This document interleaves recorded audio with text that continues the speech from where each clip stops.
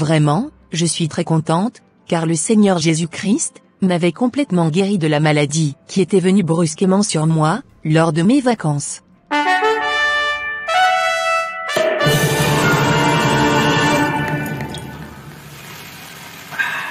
Aujourd'hui, je pète la forme.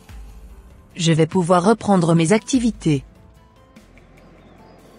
Franchement, j'ai tellement hâte d'aller ouvrir mon magasin. Car, cela faisait plus d'un mois que je ne l'avais pas ouvert.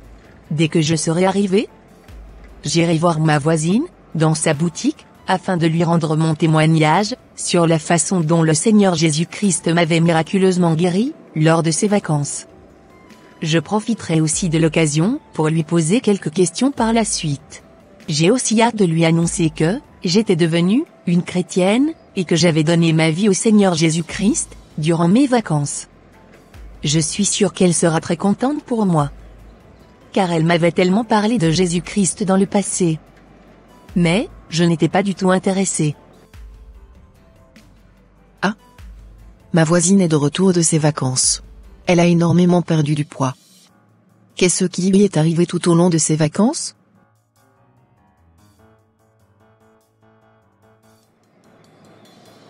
Bonjour voisine.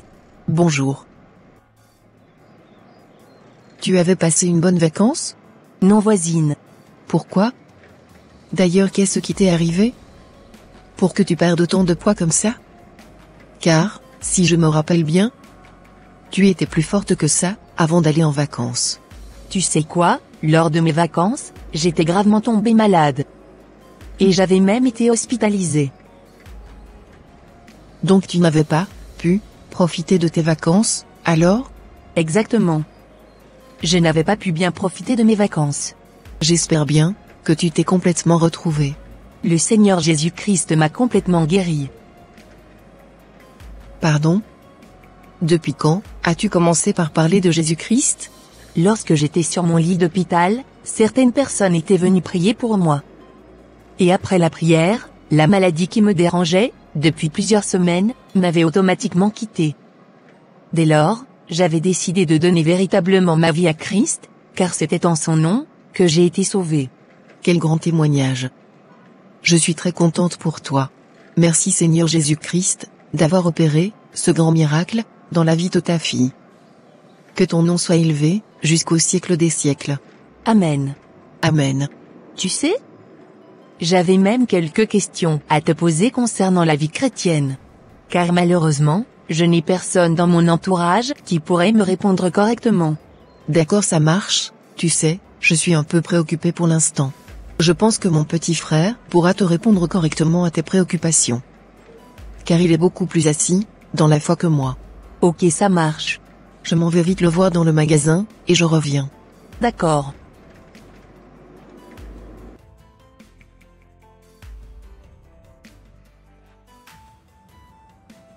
S'il te plaît, petit frère.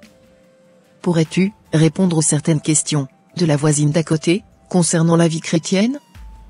Car elle venait de donner sa vie à Christ. Oui, ce sera avec grand plaisir, grande sœur. Parfait. Me voilà, je suis à vous.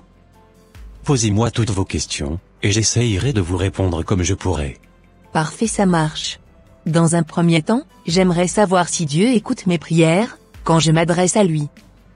Et par la suite, savoir combien de temps devais-je passer dans sa présence? Vous devez savoir que Dieu est partout, en même temps. Vous devez le prendre comme votre Père, et savoir qu'il est avec vous, et qu'il vous écoute. Vous devez lui parler avec respect. D'accord. Concernant le temps, tout dépendra de votre inspiration, et du temps que vous avez envie de partager avec Dieu. Ok, ça marche, je comprends mieux maintenant. Ma deuxième préoccupation est que, à qui dois-je véritablement adresser mes prières? À Dieu? Ou au Seigneur Jésus-Christ? Vos prières doivent s'adresser à Dieu, par le nom du Seigneur Jésus-Christ. Car, Jésus-Christ est le chemin, et c'est par lui que nous allons au Père. En gros, vous prierez Dieu, au nom du Seigneur Jésus-Christ. Ok, ça marche. Merci pour vos réponses. Pas de quoi, madame. Ma troisième question est que, quels sont par exemple les endroits où je pourrais prier? Vous pouvez prier en tout temps, et en tout lieu, madame. Dieu nous écoute à partir de n'importe où. D'accord, monsieur. Et lorsque je prie, dois-je parler à haute voix, ou à voix basse? Vous pouvez exercer les deux. Seulement, rassurez-vous de ne pas montrer à tout le monde que vous saviez prier. Car le Seigneur Jésus-Christ n'aime pas les gens qui se vantent, en voulant montrer à tout le monde qu'ils savent prier. D'accord, monsieur. Et combien de temps à peu près dois-je prier par jour? Il est dit dans 1 Thessaloniciens 5, verset 17 ceci. Priez sans cesse. Un chrétien doit être constamment dans la prière, à tout moment, et en tout lieu. D'accord. Saviez-vous comment adresser des prières à Dieu avec efficacité? Vous savez, quand on est de nouveau, Dieu nous envoie son esprit. Et c'est son esprit qui nous conduit dans la prière. Il est écrit dans la parole que l'Esprit de Dieu nous conduira dans toute la vérité. La prière efficace est celle qui est conduite par l'Esprit de Dieu. Avant que nous ouvrons notre bouche pour le prier, Dieu savait déjà en avance ce qui nous amenait vers lui. Nous devons beaucoup apprendre à louer Dieu avec des merveilleux cantiques spirituels dans nos prières. Car l'Éternel des armées siège au milieu de la louange. D'accord, ça marche. Et pourrais-je avoir un exemple de prière? Oui, bien sûr. Il est écrit, dans le livre de Matthieu 6 versets 9 à 13, « Voici donc comment vous devez prier. Notre Père qui est aux cieux, que ton nom soit sanctifié, que ton règne vienne, que ta volonté soit faite sur la terre, comme au ciel. Donne-nous aujourd'hui notre pain quotidien. Pardonne-nous nos offenses, comme nous aussi nous pardonnons à ceux qui nous ont offensés. Ne nous induis pas en tentation, mais délivre-nous du malin. Car c'est à toi qu'appartiennent, dans tous les siècles, le règne, la puissance et la gloire. Amen.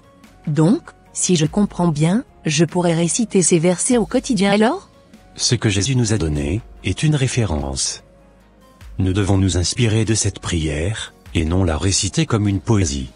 Parfait, ça marche, monsieur. Pour tout résumer, avant de commencer à prier, nous devons exalter Dieu, dans un premier temps. Deuxièmement, nous devons demander au Seigneur de prendre le contrôle de tout ce qui va se passer dans notre vie. Numéro 3. Dis au Seigneur ce pourquoi nous sommes venus en sa présence. Et par cette occasion demander que sa volonté se fasse dans notre vie. Numéro 4. Nous devons lui rendre grâce et demander que sa parole soit toujours en nous.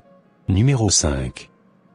Nous devons demander à Dieu de nous donner la capacité de résister devant toutes les propositions et les attaques du malin, en prenant autorité sur tous les esprits maléfiques. Numéro 6. Nous devons demander la miséricorde de Dieu sur notre vie, pour tous nos péchés, en les confessant. Et enfin, nous devons pardonner tous ceux qui nous ont fait du mal, comme Dieu nous avait toujours pardonné. Voilà un peu ce que Jésus essayait de nous enseigner par rapport à cette merveilleuse prière. Oh, merci beaucoup, frère, de m'avoir éclairé sur ce passage. De rien, sœur, c'est normal.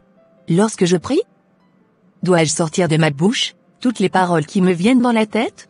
Matthieu 6 verset 7 à 8 nous dit ceci. En priant, ne multipliez pas de vaines paroles, comme les païens, qui s'imaginent qu'à force de paroles, ils seront exaucés.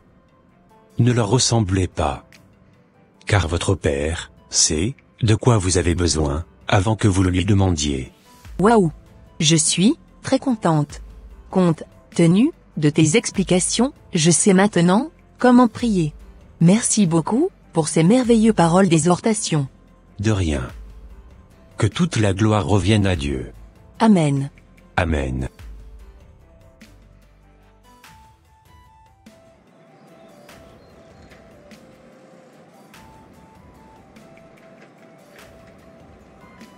Oh, je suis tellement heureuse. Je vais pouvoir repartir sur de bonnes bases avec mon merveilleux Seigneur et Sauveur, Jésus-Christ de Nazareth. Merci beaucoup, Seigneur, de m'avoir éclairé à travers ce frère. Que ton nom soit puissamment glorifié et magnifié jusqu'au siècle des siècles. C'est au nom de Jésus-Christ de Nazareth, que j'ai prié, Amen. Chers frères et sœurs en Christ, prenons le temps d'adorer, de louer, d'élever, et de glorifier notre merveilleux Seigneur et Sauveur Jésus-Christ de Nazareth. Apprenons à être vraiment reconnaissants envers lui, pour tout ce qu'il fait dans notre vie. Père éternel, je t'adore, je te loue, je t'élève. Car tu es bon, tu es doux, tu es agréable. Tu es le seul et l'unique véritable Dieu. Sois magnifié et exalté, jusqu'au siècle des siècles. Amen. Et voilà mes frères et sœurs, ça sera tout pour cette vidéo. Si cette vidéo vous a plu, n'hésitez pas de mettre un j'aime, de la commenter, et de la partager à votre entourage, afin qu'une seule âme soit sauvée, et restaurée. Et s'il vous plaît, n'oubliez pas de vous abonner à la chaîne Les Ateliers d'André, pour ne rater aucune de nos prochaines vidéos. Que Dieu vous bénisse, et vous protège. Votre sœur Pélagie. Et votre frère André.